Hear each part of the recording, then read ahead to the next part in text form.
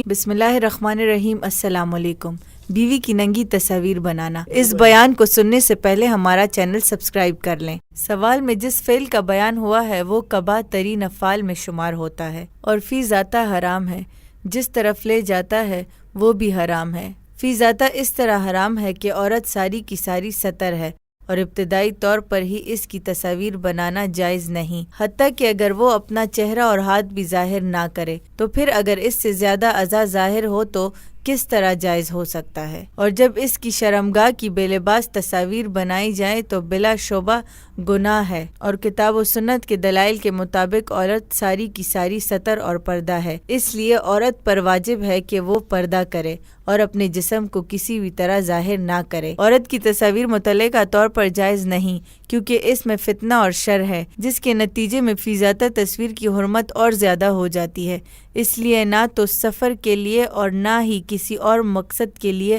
عورت کی ننگی تصاویر بنانا جائز ہے، اور یہ چیز اس کے لیے کسی قباح چیز کو مباح نہیں کر سکتی، اور نہ ہی اس کی بیوی سے دور رہنا کوئی عذر بن سکتا ہے، کیونکہ عورت کی تصاویر شروع ہی سے حرام ہے، اور اس لیے بھی کہ اس سے بہت زیادہ خرابیاں پیدا ہونا ممکن ہے۔ خاوند کی اشیاء چوری ہو سکتی ہیں، یا پھر تصاویر گم ہو سکتی ہیں، یا وہ کسی عام جگہ پر اسے بھول سکتا ہے، جس کی بنا پر دونوں کی بے حیائی ہو سکتی ہے اور کسی بے وقوف اور غلط قسم کے شخص کے ہاتھ لگ سکتی ہیں، جس کے نتیجے میں خاوند اور بیوی کے مابین طلاق بھی ہو سکتی ہے، اور جس کے بنا پر اس کے لیے اپنی عورت اجنبی بن سکتی ہے۔ خاوند کی جانب سے بیوی پر زیادتی ہو سکتی ہے۔ خاوند کا بیوی کی ننگی اور بے لباس تصاویر کو دیکھنا شہوت ختم نہیں کرے گا، بلکہ اس کے برعکس صحیح یہی ہے کہ اس کی شہوت جوش مارے گی اور اس میں اور آگ لگائے گی، اور شہوت اس وقت تک ختم نہیں ہوگی جب تک کہ وہ حرام کام کا ارتکاب نہ کر لے۔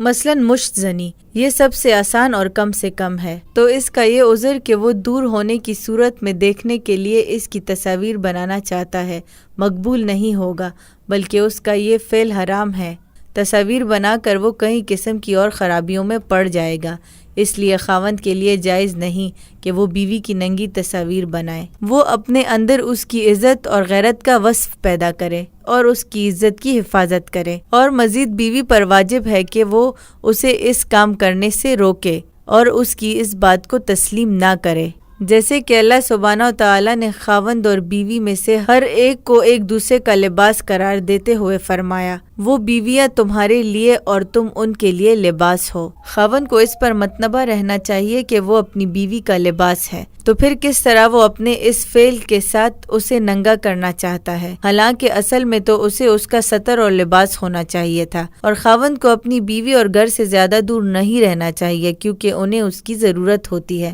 اور وہ خود ان کا محتاج ہے۔ بیوی کی اپنی عزت کے لیے خاوند کی ضرورت ہے، اور خاوند کو اپنی بیوی کے ساتھ رہ کر اس کی عزت کی حفاظت کرنی چاہیے اور اپنی اولاد کی تربیت اور پرورش اچھے طریقے سے کرے۔ اگر آپ بھی اپنے کسی مسئلے کے بارے میں ہم سے پوچھنا چاہتے ہیں تو ہمیں میل کے ذریعے یا ویڈیو کے کمنٹ باکس میں ہم سے پوچھ سکتے ہیں۔